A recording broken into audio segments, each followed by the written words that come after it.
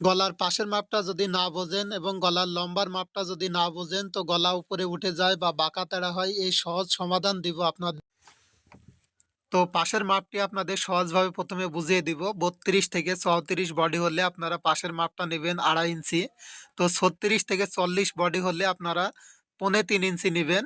এবং 42 থেকে 46 বডি হলে আপনারা 3 ইঞ্চি নেবেন। তো এভাবে যাদের বডি যে মাপ হবে সেই মাপটা এখানে নিয়ে নেবেন। তো এখন হচ্ছে এখানে আমি 36 থেকে 40 বডির গলা কাটিং করব। তো আমরা এখানে 3.25 ইঞ্চিতে সুন্দর করে দাগটা টেনে নিব। তো এটা হচ্ছে পান গলার ডিজাইন হবে। তো এখানে গলার লম্বাটা আমরা দিব 5.5 ইঞ্চি। তো আপনারা আপনাদের গলার মেজারমেন্ট অনুযায়ী দিবেন। তো বক্রম দিয়ে গলা কাটলে আপনারা 6.5 ইঞ্চি নেবেন। তো এভাবে চারকোনা একটা বক্স হয়ে গেলে নিচের থেকে 2 ইঞ্চিতে একটি চিহ্ন করে পান গলার ডিজাইনটা কাটার জন্য এখানে সুন্দর করে এভাবে দাগ টেনে নেবেন। তো এখান থেকে হচ্ছে 1.5 ইঞ্চিতে দাগ করে, তো এভাবে সুন্দর করে রাউন্ড করে এই পান গলার ডিজাইনটা আর্ট করে নিয়ে, তো এভাবে সুন্দর করে রাউন্ড করে নেবেন পান গলার ডিজাইনটা। তো এখন হচ্ছে গলার ডিজাইনটা কেটে নেবেন।